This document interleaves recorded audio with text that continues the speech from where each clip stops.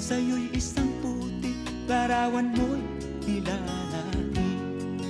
Magdalena, ikaw ay di maintindihan.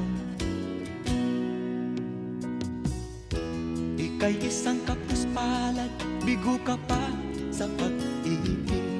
Hindi ka nag-aral pagkat walang pera,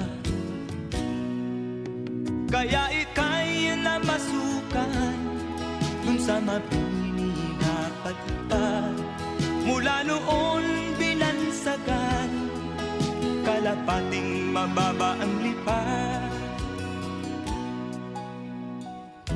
Hindi mo man ito nais, ika'y walang magagawa, pagkat kailangan mo mabuhay sa mundo.